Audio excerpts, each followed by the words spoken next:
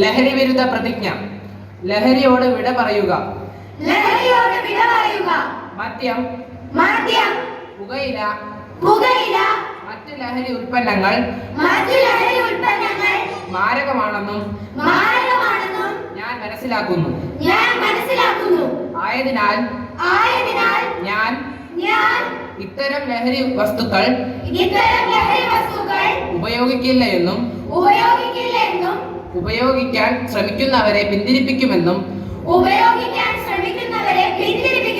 പ്രതിജ്ഞ ചെയ്യുന്നു. ജയ് ഹിന്ദ്.